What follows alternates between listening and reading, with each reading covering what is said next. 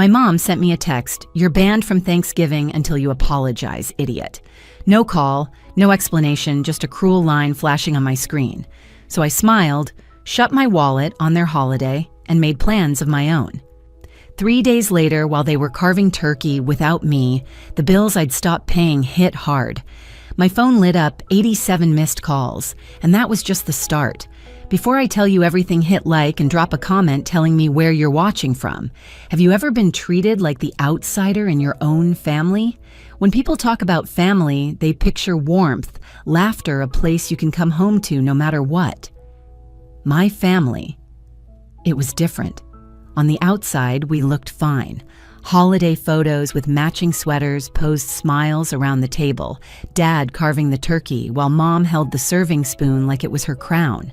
But under the smiles was a current I couldn't ignore: favoritism, manipulation, and silence whenever I asked for the smallest bit of respect. I'm Madison Cole.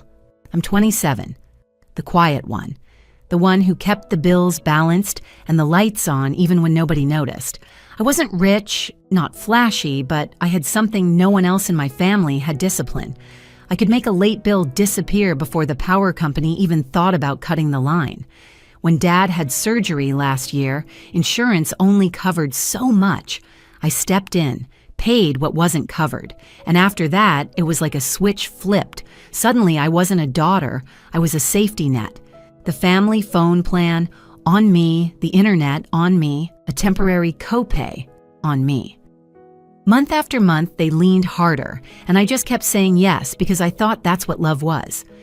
Meanwhile, my cousin Dylan, the so-called star of the family, always had a different story. He was the golden boy, the one who could do no wrong. Every time he bragged about a new sales bonus or another night out, it was me quietly paying off the electric bill they forgot again. Every time he posted his perfect dinners online, I was covering groceries my parents didn't want to admit they couldn't afford. Mom bragged about Dylan's success like it was her own, while I was just the budget cop, the one who made things complicated. There were moments I let myself believe things would change, like when Mom baked her apple pie and the smell filled the whole house, or when Dad fell asleep in front of the TV with the football game buzzing low.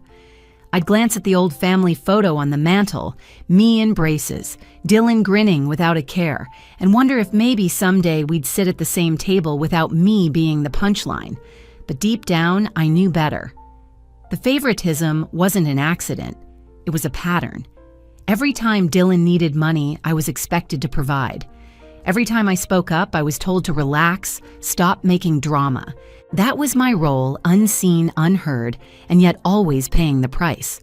And when Mom's text came banning me from Thanksgiving, it didn't come out of nowhere. It was the final nail in a coffin they'd been building for years. The first crack showed up in the group chat.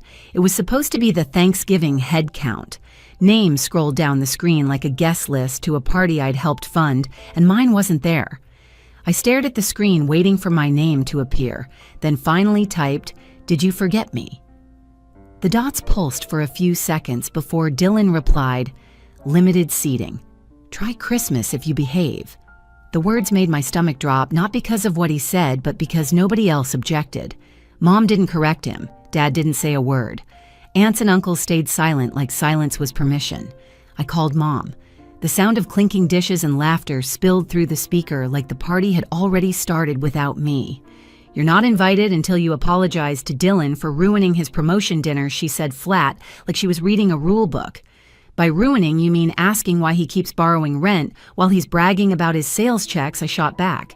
In the background, Uncle Ray's voice cut in, mocking, "There she goes again, budget cop." Everyone laughed. Everyone but me.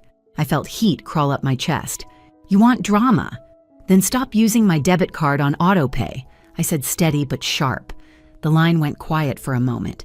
A door slammed somewhere on their end like they thought I was bluffing. Then the call dropped. 10 minutes later, Aunt Patrice texted, "Don't make this about money. Family comes first." Then she posted a gratitude photo without me, long table candles glowing, everyone tagged but me. On Thanksgiving Day, my feed filled with plates of turkey and pie captioned "Best Family Ever." My phone buzzed again, a message from Mom. "We saved you a plate porch pickup." Like I was a delivery driver, not her daughter. I drove by later. The foil-wrapped plate sat on the porch. A neighbor's cat sniffed it, pawed the corner. I left it there on purpose. Black Friday morning, I tried to make the day normal. I went to the bakery for coffee and a bagel. Aunt Patrice happened to be there, waving me forward like I was a problem to manage. She told the cashier, "She's sensitive about success. Keep the small talk short." The cashier's smile dropped. The woman behind me muttered, "Ouch!" And suddenly, the whole shop felt colder. I walked out without my bagel, sat in my car until the heater cleared the fog off the windshield. That afternoon, Dylan called like nothing had happened. "Front me $600 for my girlfriend's gift, I'll Venmo Friday," he said. Then added, "And we'd all feel better if you just said sorry and stopped being difficult." I didn't answer.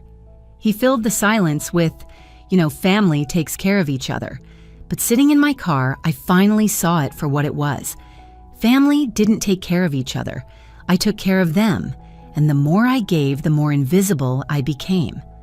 That was the moment I realized this wasn't a misunderstanding. This was the plan. By Saturday, the noise inside me had turned into a decision. I sat at my kitchen table phone, buzzing with messages I didn't read, and opened my notes app. Line by line, I started writing it all down.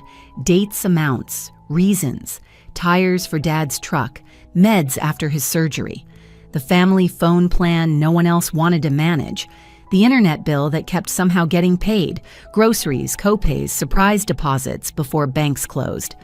As I scrolled through months of transactions, my chest ached. None of it was one time, even when they swore it would be. Every just until next month became permanent.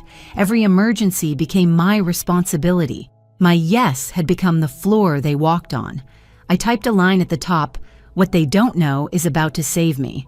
The next morning, I met Grace, my mentor, from work at a quiet cafe. Wooden chairs creaked, sunlight striped the table. I slid a cheap binder across to her filled with printed receipts and screenshots. She flipped through it page after page. Her face stayed calm until she reached the totals. Then she sucked in a slow breath. "You've been a safety net, not a daughter," she said softly. "Time to cut the net." "Walk me through it," I told her. So she did. Step by step, she showed me how to revoke auto-pay transfer accounts, protect myself legally. None of it dramatic, all of it clean simple once I decided I was done. On my way home, I opened the banking app and moved through the checklist like stepping stones across a river. Revoke mortgage auto-pay, remove my card from the electric company, port the phone plan to a prepaid account in my name only. The bills that weren't mine slid back to where they belonged. By Sunday night, Dylan posted a story, his table full of leftovers, captioned, "Real loyalty isn't about money." The comments were full of clapping hands. I muted him. My screen went quiet for the first time in years. Monday afternoon, I was in the hardware store when I heard Uncle Ray's voice in the next aisle. "We've got her in line now. She'll come around." I kept walking, bought light bulbs, stuck the receipt in my pocket like a small promise to myself. That evening, Mom left a voicemail that started calm and turned cold. "Since you won't apologize, skip Christmas too. And don't embarrass us with your loan spreadsheets." I listened twice, deleted it, sat still in my quiet apartment, realizing their silence didn't scare me anymore. 2 days later, the frantic call came. Mom's voice cracked through the line. "The mortgage didn't clear," she said, as if the world had tilted. I felt something settle in me then, like a stone dropping to the bottom of a lake. "I'll come by," I told her, "and I'll bring the binder." The kitchen smelled like old coffee when I walked in. The blinds were half-open lights slicing across the table where Mom sat with her hands folded tight, knuckles, pale. Dad eased into a chair, his face gray around the mouth, like he hadn't slept in days. I set the binder down between us.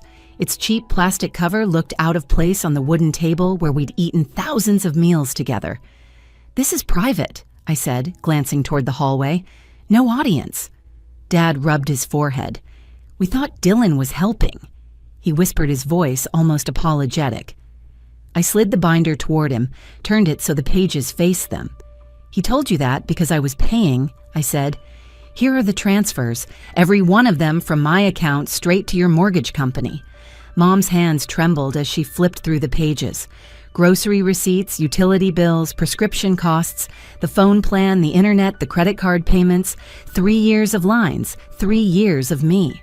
You banned me from Thanksgiving until I apologized, I said quietly. So I stopped paying for the holiday you enjoyed without me. And I'm done funding the parts of me you're ashamed of.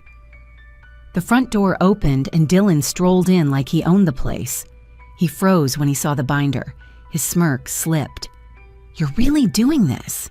He asked, his voice sharp, like my choice was an attack. I pulled a clear sleeve from the binder and slid it across the table. His text messages were highlighted in yellow. The dates, the I'll Venmo Friday, the weeks that turned into months, the money that never came back. He scanned them. His jaw worked. No words came out. "You can call it betrayal," I said, my voice steady, "but it's a boundary." Mom's lips parted, but nothing came.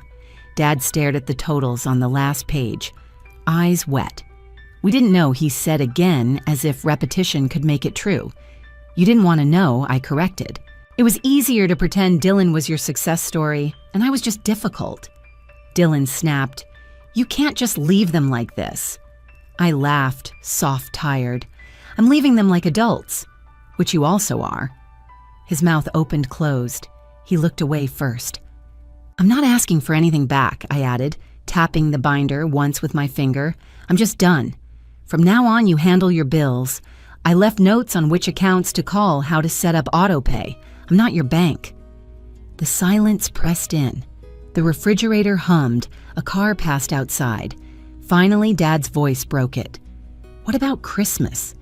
His tone was thin, fragile. I met his eyes. "I'll see how I feel," and I meant it in a way I'd never allowed myself to mean anything with this family. I tucked the binder under my arm and walked out. The afternoon was bright, ugly, and clean. Each step to my car felt like a door closing behind me. Driving home, I stopped at a red light. Fear rushed through me.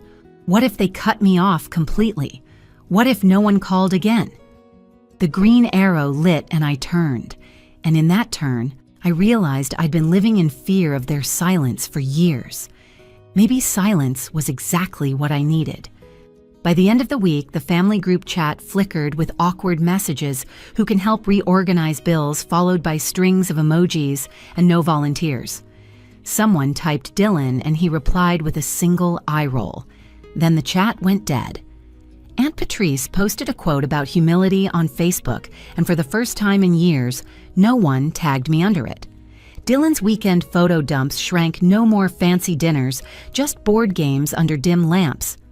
Mom sent a recipe for casserole like nothing had happened. I didn't reply.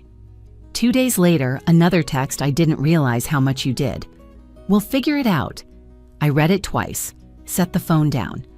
At night, I made tea in my quiet kitchen, balanced my own budget. The numbers looked simple when they only belonged to me. Still, their voices echoed sometimes. Dad's, "What about Christmas Dylans? You can't just leave them like this." But then I'd remember the binder, the porch plate of turkey, the way Mom typed "idiot" in her text, like I wasn't her daughter, and the echoes faded. One evening, the phone buzzed. "Dylan." I didn't know. "I'm sorry." I stood under a streetlight reading it twice. I didn't reply. Not yet. Because this wasn't about one apology. It was about years of being invisible until my money showed up. At the bakery, a week later, the same cashier looked up and smiled this time. "What can I get you?" she asked. "Everything bagel, toasted cream cheese," I said, just like anyone else ordering breakfast on a regular day. I stepped outside, bit into the warm bagel, and for the first time in a long time, it tasted like something simple that didn't owe me anything. And that was the real showdown. Not at the kitchen table, not in the binder, but in the quiet proof that I could walk away and still be whole. The weeks after felt strange, like walking into a room that had always been loud and finding it finally quiet. For the first time, my paycheck was mine. I paid my rent, my car insurance, stocked my fridge, and still had enough to breathe. The absence of their requests felt like a new kind of air. Dad called one afternoon, his voice softer than I'd ever heard it. "We set up the autopay," he said. Then after a pause, "I'm sorry for making you feel like a purse." The words were raw, unpracticed. They didn't fix everything, but they mattered. Mom tried in smaller ways. She invited me to dinner without conditions. No holidays, no obligations. Just pasta at the kitchen table. She didn't apologize outright, but she didn't need to. The hug at the door lasted a second longer than usual, and that silence said more than words. Dylan stayed quiet. Maybe his silence was the most honest thing he'd ever given me. I kept the binder on my shelf not as a threat, but as a reminder. A memory of what I survived and what I chose instead. I don't know what next Thanksgiving will look like. Maybe I'll be at the table. Maybe I'll take a trip and drink cocoa out of a paper cup. What I do know is I won't be buying my seat with silence or with money. For once, their silence didn't hurt me. It freed me. Family isn't measured in how much you pay to keep your place at the table. Real love doesn't demand silence or sacrifice. It respects boundaries even when they hurt. I spent years thinking my worth was tied to receipts and autopay. But the truth is simpler. I'm not their bank. I'm their daughter. And I get to decide what that means. If this story hit close to home, tell me in the comments, have you ever had to draw a line with family? Your voice matters here. And don't forget to like and subscribe so you won't miss the next story.